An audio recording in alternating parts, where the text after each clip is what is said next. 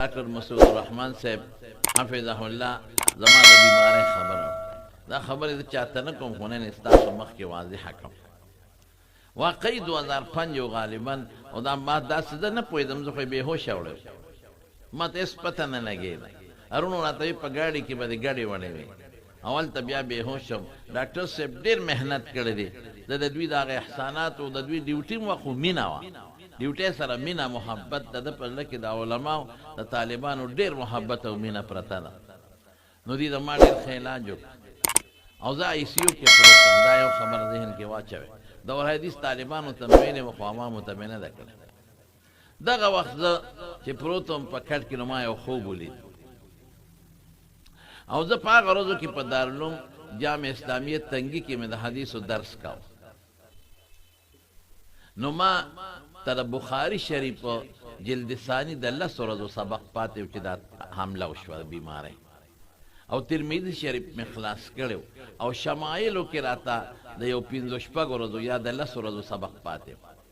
نور کتابونه خلاص و. بخاري کې د 10 ورځو سبق پاتې و او په تیر شمایلو کې راته شمایل ترمذي کې د 10 ورځو سبق پاتې و. ترمذي مې خلاصه کړی. نو زه خوب وینم امام ترمذي رحمت الله علیه ولاړ دی ما سره خوا کې په دې بېهوشۍ کې خوب وینم. نو ما ته وایي څنګه مې ناجوړه یم، مې دم را باندې واچو چې خدای مې ښه کړي. او ما وایي ستا کتاب راته پاتې دی، د 10 ورځو سبق راته پاتې دی، نور مې خلاص کړی چې خدای مې جوړ کړي چې ستا کتاب ووایم.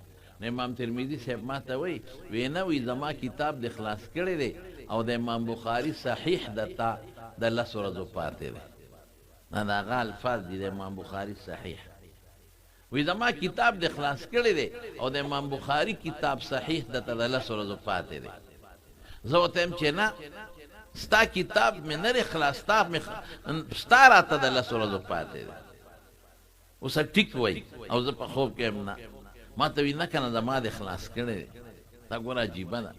او د امام بخاري صحیح د 10 ورځو پاتې دی. زه ورته بیا یم چې نه هغه مې خلاص کړی ستا پاتې دی. زه دې زړه کې غوسه شم چې کتاب زه ښیمه او ته ما ته وایې چې درته پاتې دی او تا دې خلاص کړی دی. بیا ما ته وایي مسکې شي و یو زه زما کتاب شمایل هم درته د 10 ورځو پاتې دی. ګوره عجیبه ده. حالانکې د هغه خبره ټیک وه چې بخاري شریف د 10 ورځو پاتې شمایل هم. نو په مې دم واچو چې دم یې واچو بس خدای پاک زه ټیک کړم او سترګې مې وغړولې. ډاکټر صاحب ته پته بیا دوی رالل. زه لاړم پاسېدم، هغه ډاکټران نه پرېښودم، وایي ته به نه وځئ.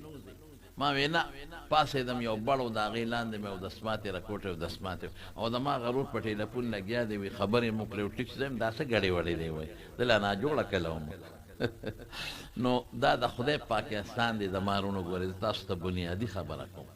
دا روغ صحت ژوند مرګ اولاد عزت ذلت ټول د الله په لاس کې دی. دا دارو او ډاکټر ډوډۍ دا ټول اسباب دي. زما یو دوستو یو عجیبه نکته درته ویم دلته. هغه د زړه بیمار شو، نو هغه یې یوړ اسلام آباد ته. نو چې راغی نو ډېر وارخطا و چې مونږ یې تپوس ته لاړو. زما د ترجمې شاګرد مو پروفیسر هم نو ډېر وارخطا و. ما خو هلکه تا باندې خو اټیک شوي د هغې لاسه به یا مرې یا به نه مرې، خو ته خو دومره وارخطا یې چې ډېر لاسه مرې. په 2-3 ورځ ترجمې له راغله.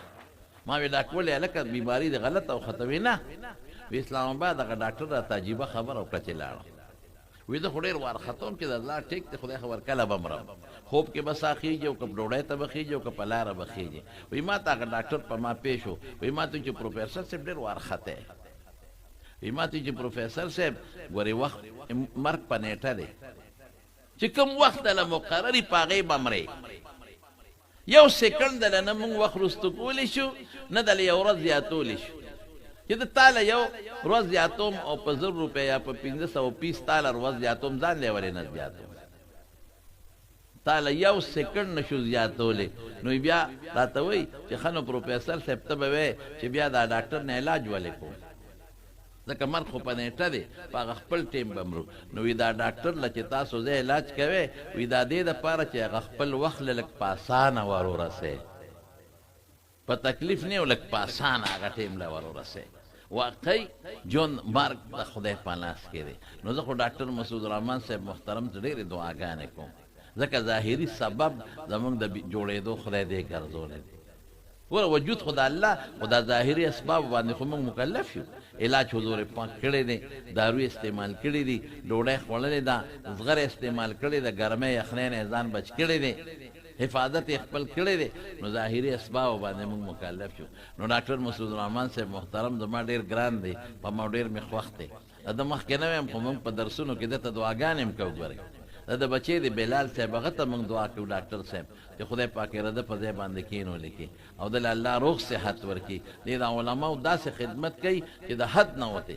زه چې له ده له کلینیک نه وځم نو زه وایم چې په سر څادر واچوم، ځکه بار خلک ټک ټک کوي، وایي د دونه ټیم دی ورسره واړه. نو په منډه تختمه خلک مو یې وي دا ده ورسره دونه ټیم واړه. نو زما وروڼو داسې ډاکټرانو باندې موږ فخر کوو. الله یې دله روغ صحت